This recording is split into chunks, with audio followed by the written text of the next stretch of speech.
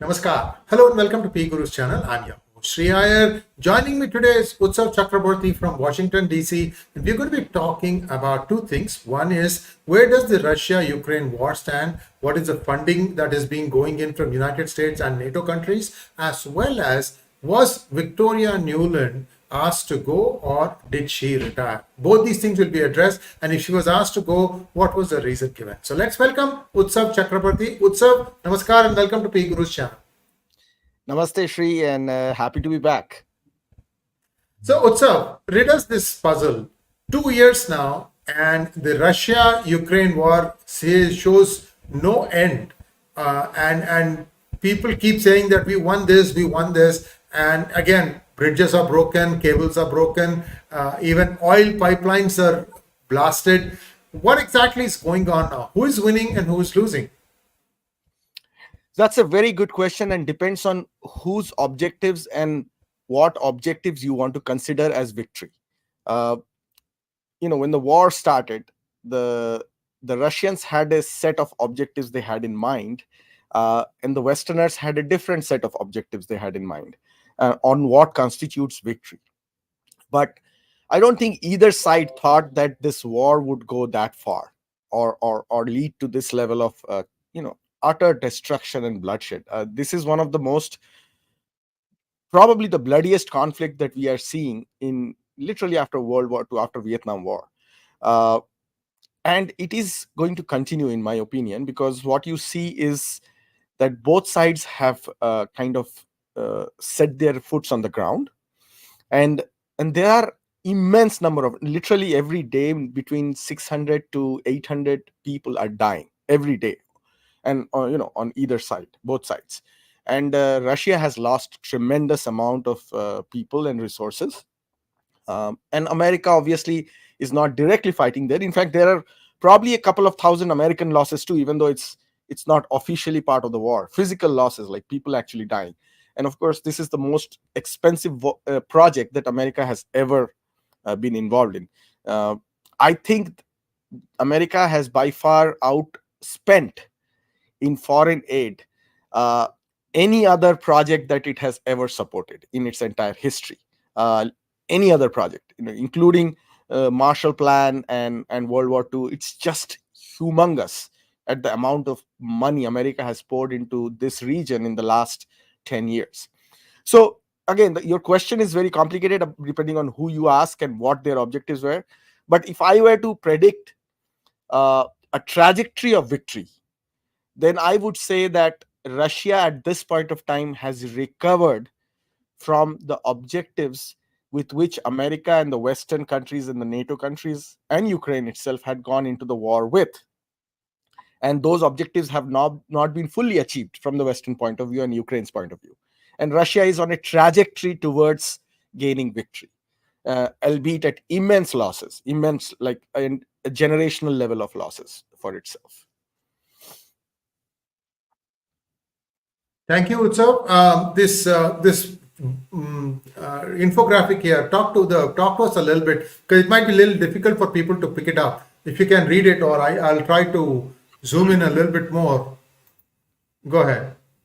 So this is from the CFR, which is one of the main government organizations, think tanks in Washington DC that is close to the U.S. government and is often considered as a public arm of the state, the deep state. Many people call it deep state.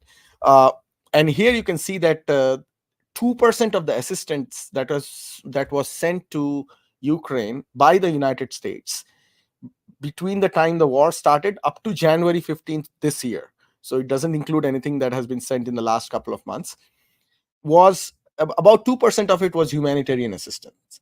And about 35% was civilian financial assistance. And the rest was all military assistance. Similarly, if you look at the amount of support that had gone in from the global community to Ukraine, you can see that from the United States, the red is what the military, the orange-brown is the military support. And the US has been the second highest donor and the highest individual donor as a country to Ukraine by far. And majority of it is military aid. All the other countries, EU institutions and all, the EU institutions have given more aid, especially to help Ukraine. Ukraine doesn't have any economy, so they are basically just pumping money there to keep the country going. They have the other amount, 90 plus billion, and this is the official government figures. I'm giving you these figures because this is what America would admit to publicly. Obviously, there is a much bigger amount that people will say. Some would say double of it that has gone in that people don't admit to. So this is the world's biggest finance effort in the history, that what has been going on in Ukraine for the last 10 years. Utsav, yeah, go ahead. Please finish your thought. I thought you were done. Yeah. Go So ahead. here it's a good comparison of what the US has supported to other allies. Notably, here you can see Pakistan in 1962 was heavily funded by the Western countries, and you can see that Ukraine doubles in terms of the amount of money that has been poured in. So everything else combined probably is or slightly greater than Ukraine, but this is a good chart for our people to understand the amount of resources that have been poured into Ukraine by US. Please go on. So when the United States gives funding towards the military of a country, that money finds its way right back into the United States because it is done with an intent to supply them with weapons which only the United States manufactures. So this is like a round tripping here where the armament manufacturers in US benefit hugely, but the country that gets them, gets deeper and deeper into debt. Is Ukraine now at a position where it has no choice but to just keep gulping this? Or does Ukraine have choices? Like, for example, let's say India has something that is 80% as effective as what a US weaponry can provide, but India's product is 10 times cheaper. Do you think Ukraine might then decide to buy it from India? Because there is no money that Ukraine has right now, isn't it? Well, Ukraine has been a fully dependent state on NATO and America for a really long time now. It's not now. It has been that way for the last, I would say, 7 or 8 years. Probably in the first couple of years of Ukraine's post-Ukraine quote-unquote revolution, or Maidan revolution, as the media calls it. People obviously pro-Russian thought process. It was a military coup, and the truth probably wasn't somewhere in between. Ukraine has been dependent completely on the Western funding for the last 8 years. But at this point of time, Ukraine, I don't think, has the ability to even decide what it wants to do or what it should do at any level of leadership, neither at the military level of leadership nor at the civilian leadership that Zelensky represents publicly. It is fully and completely managed from outside. You are absolutely right. In fact, if you see public statements by our senators, the top senators that have been on the side of supporting Ukraine for the last many years, Lindsey Graham, on the Democrat side, John Kerry, they have publicly stated that this is about restarting American armament industry, NATO armament industry. Most of the money that has been going into the Ukrainian conflict in the form of military aid eventually is the money that comes back to America to restart its armament industry, which means people get jobs. It has come back to American politics also, I must say, because a lot of this money goes back to lobbying firms who in turn fund the members of Congress and the Senate. And so this there is a recycling going on. In fact, some people would go on and say that the reason why the American economy is doing better than what it was expected to do over the last 2 years, and even though there is very high cost of living that has gone up tremendously and there is high inflation, the overall economy is doing relatively better and hasn't gone down further. That is because of this restarting and recycling of immense amount of resources back into our country during this Ukraine war. So there are many sides of this argument, and but one thing that is very clear is that the money does come back, and this has been publicly admitted by most people who are in positions of decision making. Thank you, Utsav. Before we go to the second topic, which is that of Victoria Nuland, I have one follow-up question. Viewers, if you have not already liked this video, I request you to do like this video. And if you have not subscribed to our channel, please do subscribe to our channel. I'd like Utsav to be a regular on our channel and come once every 2 weeks. He has very kindly consented, but you need to give him a lot of likes. And also you can show your appreciation, questions, anything that you want to know from Utsav, you can send by way of questions in the comment section. So Utsav, one of the turning points, it is said, of this campaign for Russia is that they were taking heavy beating from the HIMARS equipment that Ukraine had with them. Now, so there are two phases in this whole ammunition stuff. First of all, United States got rid of all the older ammunitions by giving it to Ukraine.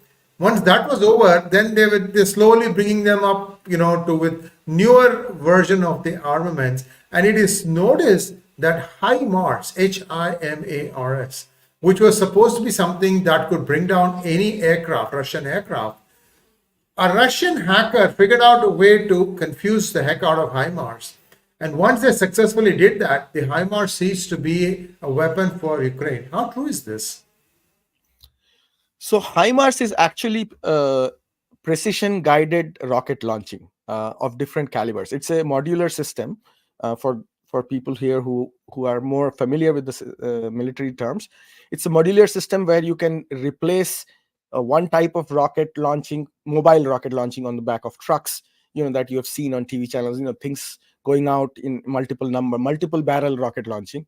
And it is modular and it is precision guided. It is guided by satellite data, GPS data, so you can be precise in where that rocket falls. And you can change the range of the rocket depending on which rocket you fit into that system, because it is modular. You can replace one with another. It is not directly always aimed at fighters or flying aircrafts. It is more of a ground level attrition, wherever you want to target a battalion of forces that are hiding in some forested area, you target it with a GPS guided HIMARS. And that is what been going on from the Ukrainian side. Lot of Russian soldiers have been killed 20 or 30 miles behind the line of contact through HIMARS. And Russia, for a really long period of time, was unable to detect them. And when they were able to detect them, they were sometimes able to save themselves using short-range anti-aircraft systems, because the precision-guided missile has a trajectory. So you kind of figure out once it's fired, how long it will take and where it will fall. So you kind of use short-range Strela system or 𝗣𝗚𝘂𝗿, which are both Russian systems that try to shoot them down. But Russia has taken tremendous amounts, in the hundreds of thousands, its soldiers have died, many through HIMARS. What Russia has now developed actually is a Tornado-S system, which is a response to HIMARS, has a longer range and has a more intensity. So each of its rockets can carry more amount of explosive. So at least in the last couple of months, what you see is that whenever HIMARS are being fired, they're getting reverse HIMARS or counter battery fire from the Russian side using Tornado-S or other kind of precision weapon.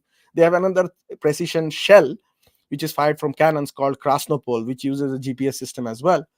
And they use that to target the HIMARS, and the HIMARS, before they are able to run away, are getting destroyed. So this is a cat and mouse game that is going on. And one of the reasons many experts are saying that Russia has recovered from the initial setbacks of the conflict and is doing very well right now is not only its ability to outproduce Western NATO countries. I mean, they are outproducing Ukraine from the beginning of this conflict. So Ukraine is not the only one fighting there. They're outproducing NATO not just in quantity, but also in quality of products that they are making. And that is a big surprise to many people in the West. They didn't expect Russians to be able to respond. So, it's a cat and mouse game. It's a sad cat and mouse game that is going on in the world, but that's the reality. So when did Ukraine stop manufacturing its food grains, like all the agricultural stuff? So one of the problems is that much of the area that is in conflict right now, a lot of it is farmland. And so now you cannot even go and farm there, because either there are mines, which is on the line of contact. If you go 20, 30 miles behind the line of contact, there are tremendous intensity of landmines. You saw that from both sides. When Russians were going into 𝗣𝗚𝘂𝗍𝘂, they fell into landmine traps. And similarly, when Ukraine was coming into Robotyne, and during the summer offensive, half of their equipment, including many German Leopard tanks, which are wonderful tanks, got destroyed in the landmines.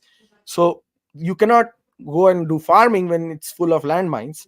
And then there are huge tracts of farmlands that are now directly affected by these conflicts, so they cannot farm there. So its farming production has gone down tremendously.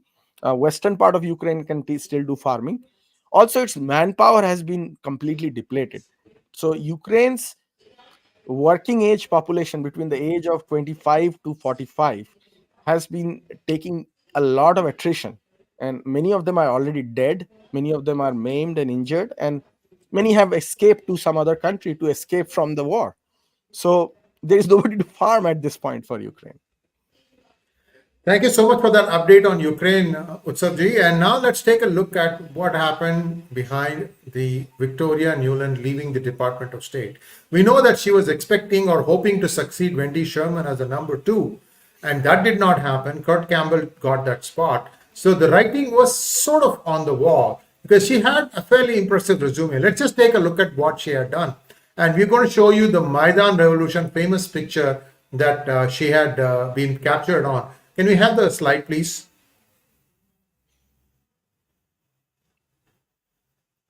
So this is a famous photo of Victoria Nuland during the 2014 Maidan revolt in Ukraine.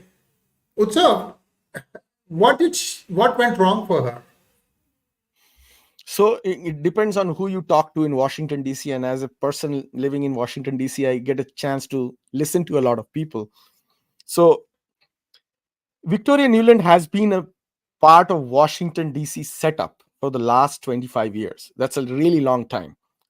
She has been in different roles in foreign policy positions for that much amount of time. She has served under 4 or 5 different presidents from both parties.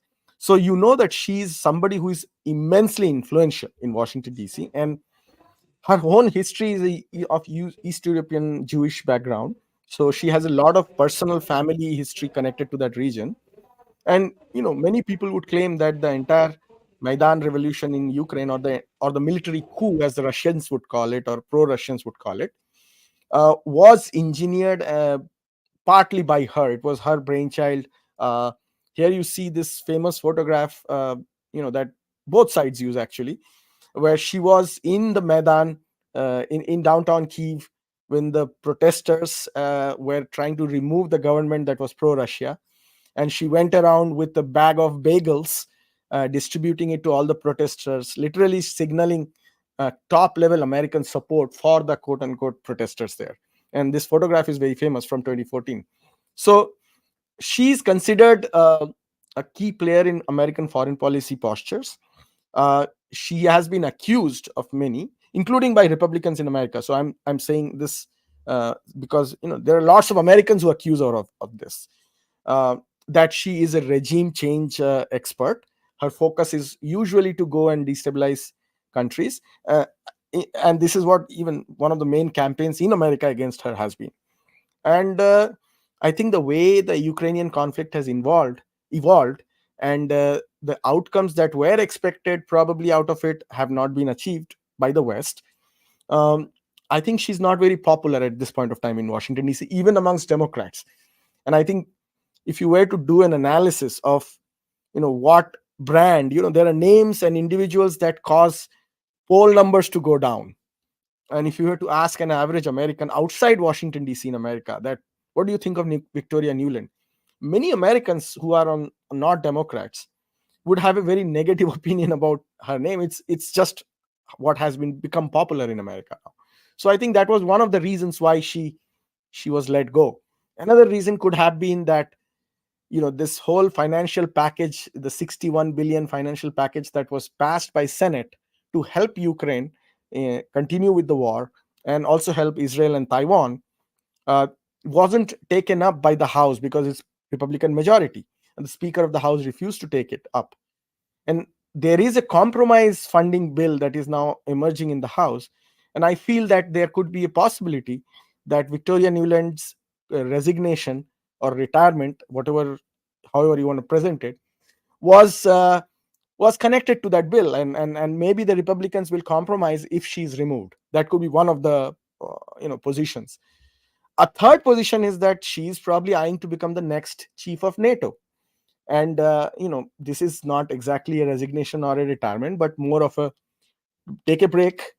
You'll be back as a more global multilateral head of a multilateral agency which is pro-America, and that could be a possibility as well. So I don't rule out that all three things are a mix of all three truths are responsible for her retirement.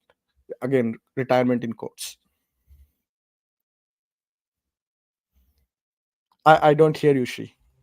Yeah, thank you. Utsav, we have a few questions from our listeners, if you don't mind taking them. Sure. The first question is from Anant Doraiswamy. Good evening from Sydney. Is Utsav able to correlate the impact of this US funding of war on Australian economy since Australia rides on US policies?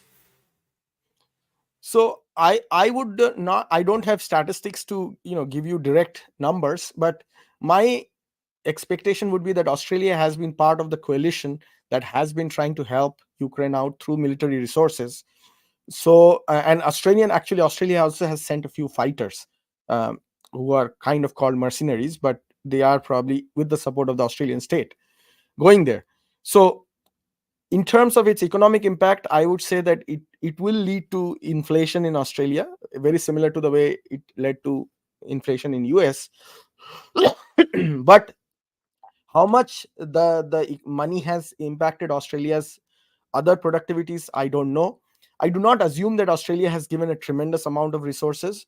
It is more focused on managing the Pacific Ocean region on behalf of the US alliance. It is more focused on managing China and Taiwan's situation on behalf of the US alliance, less so its direct involvement in Ukraine. So to give you a short answer, I don't know the details, but it would have impacted inflation in Australia. Thank you, sir. Next question. Anu Saini wants to know, Victoria was a smooth operator. So what next? So as I said, Victoria is tremendously influential in Washington, DC, and she will continue to remain so. She's also at this point, if you were to ask Republicans, quite unpopular. So as I said, possibility of promotion to become the next chief of NATO, possibility of just retirement and fade away, join a think tank, write articles, give opinions, and make a lot of money. That probably has already happened. Yeah, I mean, a lot of money has already been made. Yeah. Maverick Gujar wants to know, isn't Ukraine to Russia POK to India? That's a very good interesting way to look at it. If you were a Russian, you would consider it that way. I don't know if people saw the interview between Putin and Tucker Carlson, but Putin literally went into a 1,000-year history lesson to justify the fact that Ukraine is essentially outlying parts of Russia historically, and has always been that way. And Ukrainians are mostly Russians, except for the complete western part of Ukraine where there is ethnic Polish and ethnic Romanians. So yeah, for Russians, Ukraine is like POK is to India. But if you were to talk to people in Ukraine, and this is not something that has happened in the last 10 or 15 years, but this has been going on at least for the last 150 years, with the help of the West, from the Crimean War and around that time when the entire world was fighting like it is now, many Ukrainians consider themselves as more purer racially. There is a stream of very powerful ideological thinking in Ukraine that considers them to be the real Russians or the Kievan Rus, and the Russians to be impure Russians because they were all half Mongols and half something else. So the Ukrainians think of themselves to be special and different from Russia. Some of them do. Yeah. Next question from GK. What is the future of Vivek Ramaswamy? So Vivek Ramaswamy, I don't know. I am not in touch with him, even though he was a spokesperson. He was a speaker at our first fundraiser for Hindu Action last year. But I think he is in a very good place because he's very young, and he has proved his mettle in the primaries as an amazing speaker, as a very good thinker. Most people may not agree with him who are in urban areas. Many Indians, Hindu Americans don't agree with him, but he has made himself quite positive in the public eye with his ability to argue. So what will happen to him next? The most ambitious position he will get to in the next couple of months probably could be a VP candidacy. Not sure. It doesn't work out demographically for Trump to have him as a VP candidate. He would rather prefer somebody who is a African American or a woman, because that's how identity politics works in America. But he's certainly, I'm assured that he certainly will be given a position if Trump comes back to power in November, and that would be a high cabinet position. Thank you so much, Utsav. And viewers, please like, share, and subscribe to our channel. Utsav will be back a couple of weeks from now, most likely on Wednesdays. And thank you once again, Utsav. Namaskar. Namaskar. Thank you.